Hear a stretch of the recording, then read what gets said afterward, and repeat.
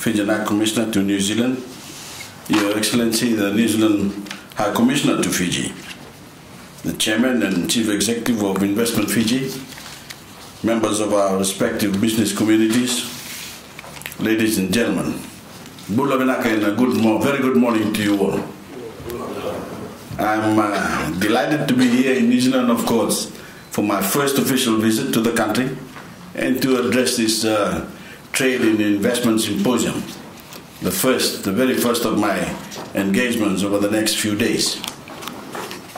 And the fact that it is the first engagement underlines the importance my government places on expanding our trade with New Zealand as part of our wider push to take Fiji's trade with the world to another level.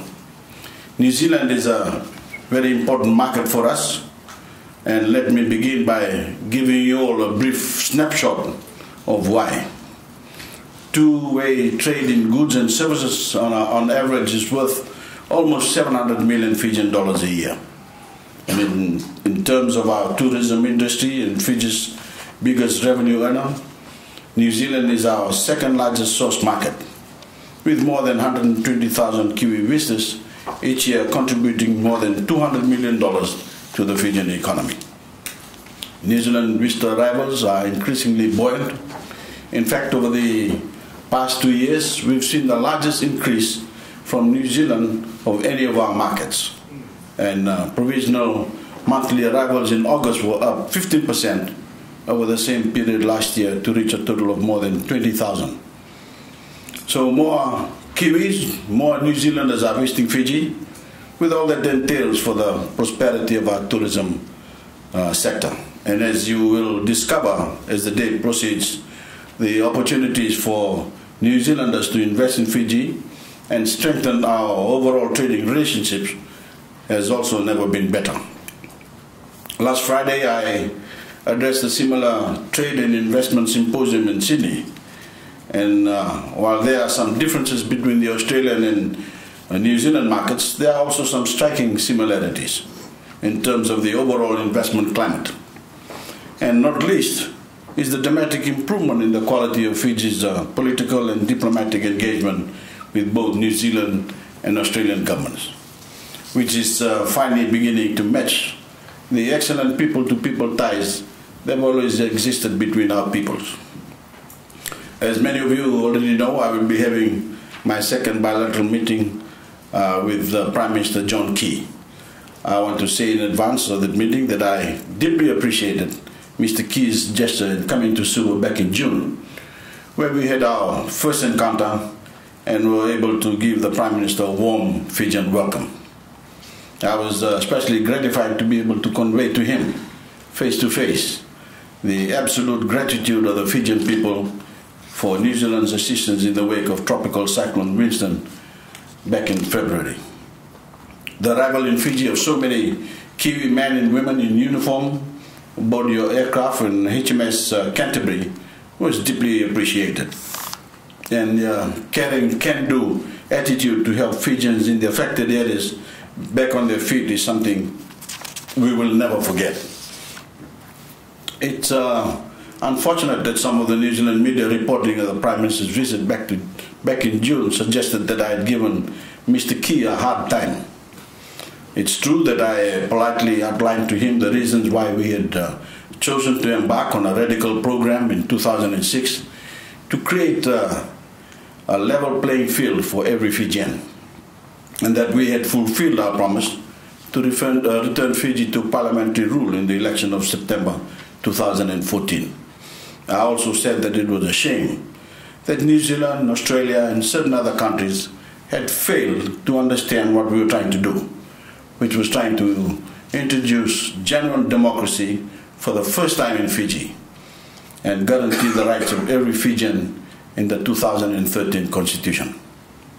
Yet far from being the insult that some members of the media chose to cast it as, I think John Key understood that the speech I made was merely outlining our position and that no disrespect was intended. The indignation was on the part of some of the New Zealand media, not the Prime Minister, and undoubtedly because I also criticized their unrelenting unrelentingly negative and unbalanced reporting of events in Fiji. But away from their gaze, the atmosphere between John Key and I personally was very cordial, and we got on famously.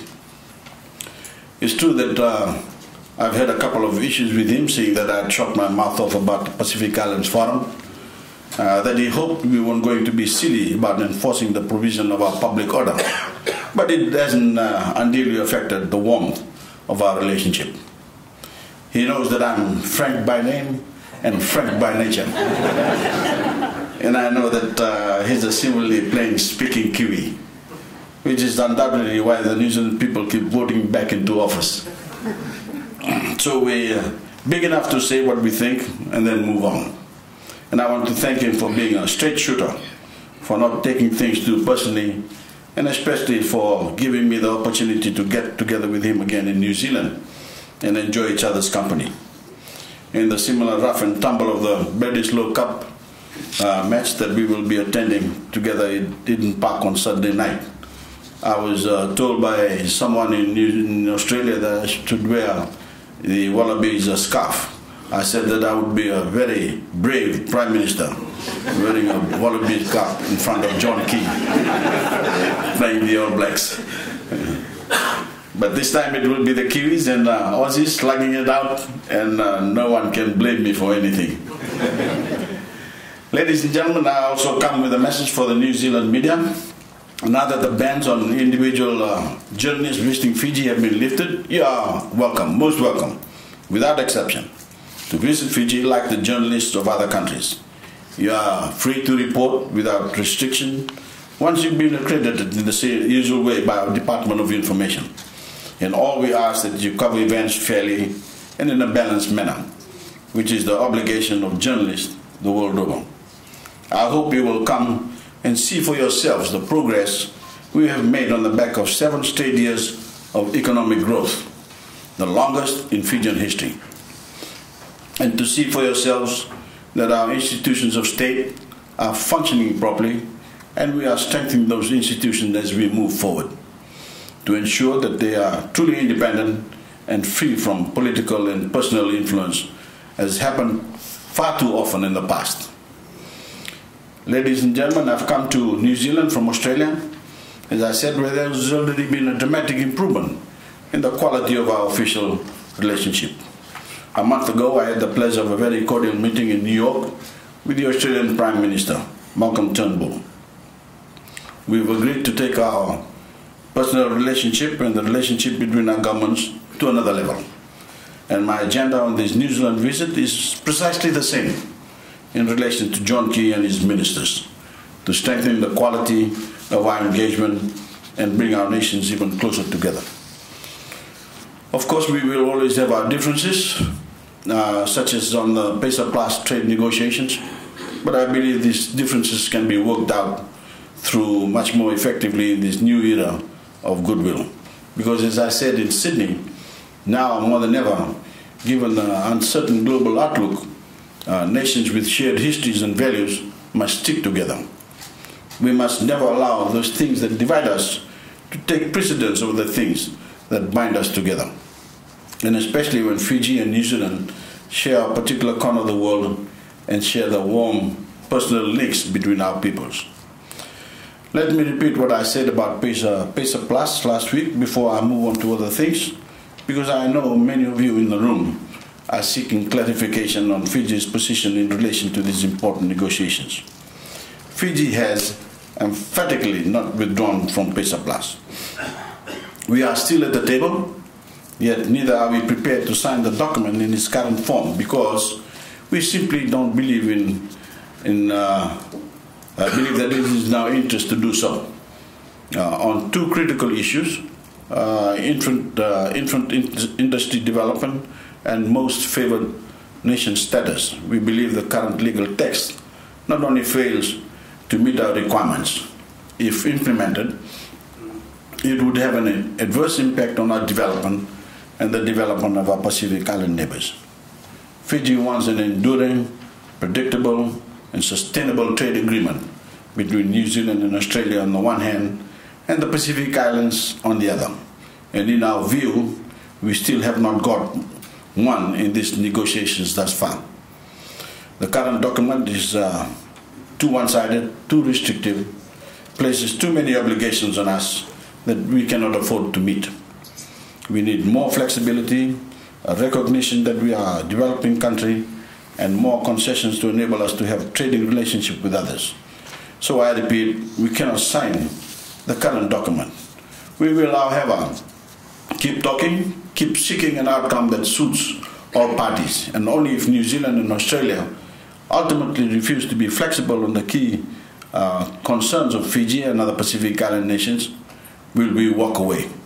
I personally hope that the day never comes, that in this instance, the New Zealand government and the New Zealand Parliament will come to see the justice of our position. And I ask you all in the New Zealand business community to support us, because what we are asking for is reasonable. It is fair. Ladies and gentlemen, I especially come to you today with an appeal to take a fresh look at the trade and investment opportunities in Fiji, and to play your own part in the economic reinvigoration of our relationship to match the new political and diplomatic re-engagement between our nations. Today you will hear a great deal about the many benefits of investing in Fiji.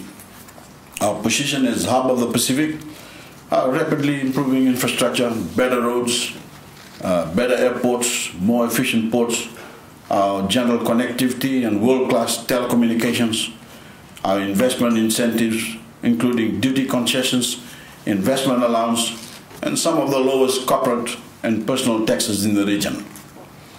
As I keep saying at every opportunity, Fiji is open for business. And our people here today are keen to show you all the benefits, whether it is my Industry, Trade and Tourism Minister, Faiz Koyang, His Permanent Secretary, Shaheen Ali, our Minister for Agriculture, who's here with us, the CEO of Investment Fiji, Goro, or our High Commissioner in Wellington, Filimoni Wangabara. All of these people are keen to explain the benefits of investing in Fiji or expanding your investment in Fiji. And I urge you all to take advantage of their expertise. Above all, ladies and gentlemen, I want to use these opportunities I did in Sydney to highlight the one thing that I guarantee you will never find anywhere else but Fiji, and that is the quality of our people. As you know, Fijians are famous the world over for their friendliness and hospitality, so much so that we proclaim ourselves as the place where happiness finds you.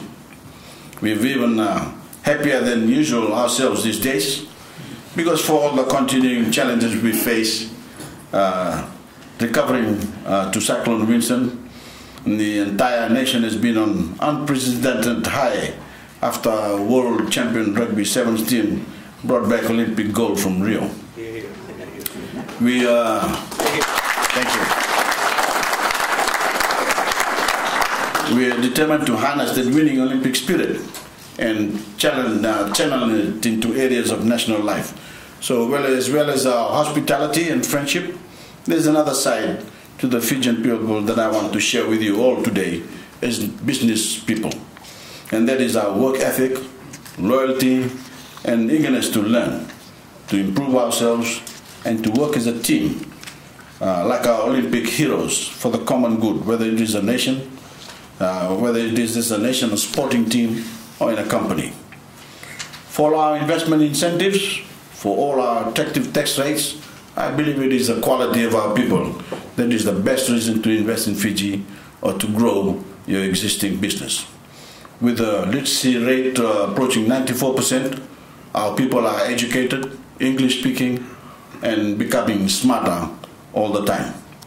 My government's education revolution is our proudest achievement and the cornerstone of our nation's development. For the first time, we have introduced free schooling at primary and secondary level, along with more scholarships for higher education and a tertiary loan scheme. As well as our 3 universities, we have established a network of technical colleges throughout the country to provide Fiji with the skills base it needs to prosper, and to provide you, as employers, with a workforce that is more formally qualified than at any other time in Fijian history. So, ladies and gentlemen, we have the people and we have the policies. And also, we also have the most stable period in Fijian history to enable investment to flourish. We have put behind us the lost years, the years in which we argued among us who we argued about who among us deserved more, rather than working together as one people to take our nation forward. With everyone now enjoying the common identity of being Fijian, there is a new sense of belonging in Fiji, a new sense of unity, a new sense of purpose. And with that feeling of inclusiveness, of taking everyone with us on our journey forward, we have entered a new era of confidence and sustained growth in the Fijian economy.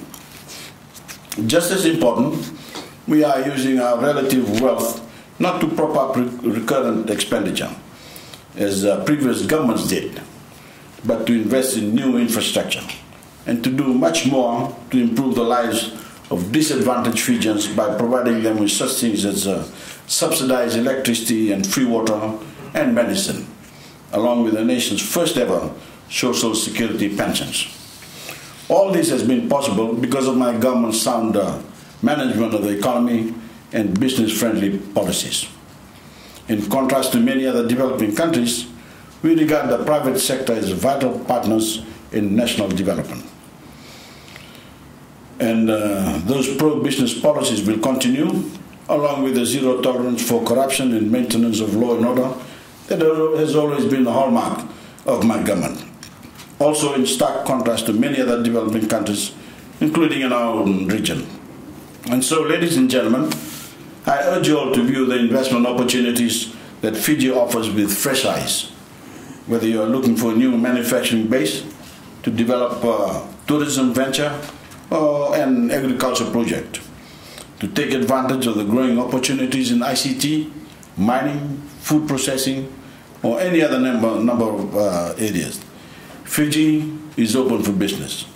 Fiji is the place to be, with its easy access to surrounding countries, well-developed banking and financial institutions, state-of-the-art telecommunications, and above all, our educated workforce.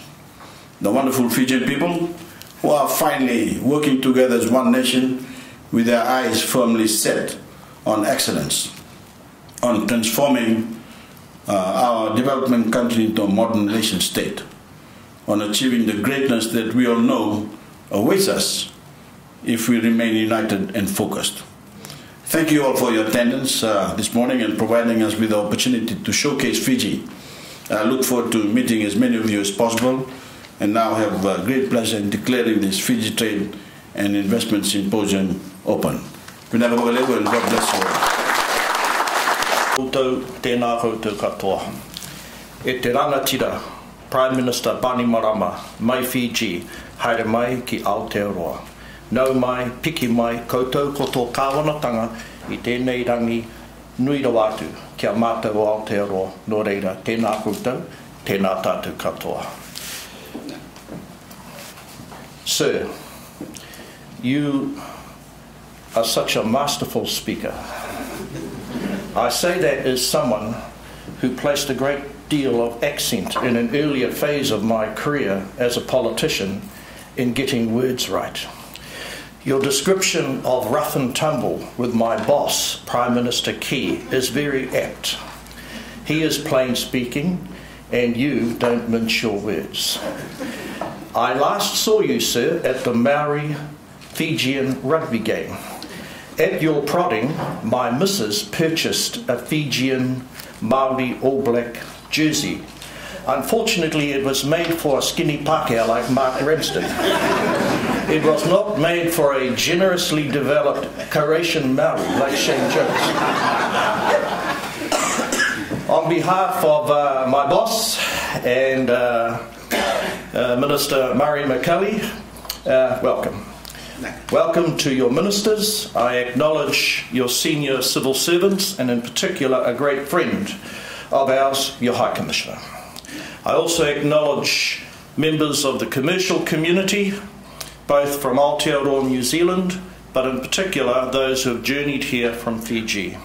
This is not a long speech, because the man who really needs to engage with you, both the men who need to do that are in the audience.